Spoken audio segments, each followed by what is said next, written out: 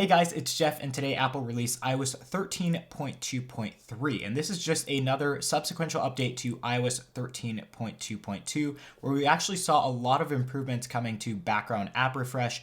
Previously, in previous versions of iOS 13, we did see that there were significant issues with background app refresh. Basically, it was almost non-existent, where people would be going back to their apps maybe 2 to 3 app cards ago and wouldn't be able to resume where they were in that app kind of setting. So that had been fixed in iOS 13.2.2, but it looks like in the build notes or release notes of iOS 13.2.3, we're having further improvement brought to us on background app refresh in this update. So let's go ahead, check out what's new in this update. I'm not really looking for any new features here, probably just bugs that were kind of plaguing users in iOS 13.2.2 have been now fixed in iOS 13.2.3.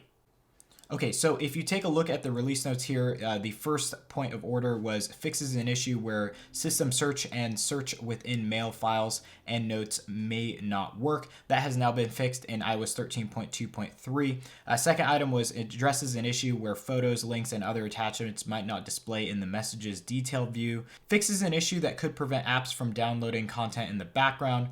Resolves issues that may prevent mail from fetching new messages and fail to include, and quote, original message content in Exchange accounts.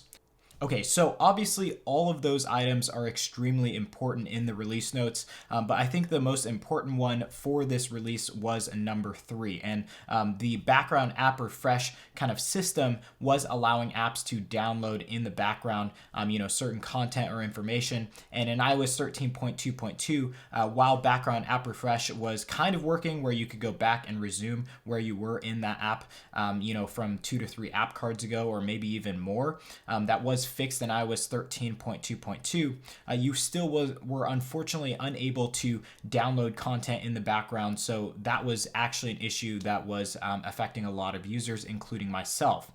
If I wanted to download maybe songs on Spotify or anything like that, I actually couldn't do that in the background. I had to have the app loaded up and right on my screen for songs to download. So this was an issue that was verifiable, and now it's fixed. I just tried going ahead and downloading some songs in the background. It looks like they've all downloaded successfully. So that's really nice to see that we have some progression there. But as far as anything else goes, all of these other updates, they're very limited to the special users who have maybe Exchange accounts or maybe some other issues with some of the mail problems that weren't really widespread. So guys, if you didn't have these issues, maybe don't consider updating, because that moves us on to our next point here. As far as speed and performance goes, we're not seeing any improvement whatsoever. Everything is actually pretty much within the margin of error. So if you're looking for maybe speed and performance gains in this update, I don't think that you're going to get any. And the second point of order that we always check with speed and performance is, of course, battery life as well. So battery performance looks like here it's about the same. So not really an improvement, not really anything lower on the battery percentage or performance side of things. So really this update is to fix just the issues that were found in the release notes, nothing else really. And I'm not really expecting anything much to come out of these subsequential updates of iOS 13.2. I think all the new features and everything like that that you're going to see in the near future are going to come in the betas of iOS 13.3, as we've already progressed in those betas. So yeah, guys, if you were wondering if you should go ahead and update to iOS 13.2.3, yes, if you've had these issues and they are affecting your daily usage of your device, definitely go ahead and update. But for those of you who just want to get the next update, maybe just hold off, because this update could very well introduce new issues that you weren't having before. So definitely don't update if you didn't have any of these issues, because you may run into new issues that may not be solved until the official release of iOS 13.3 is released.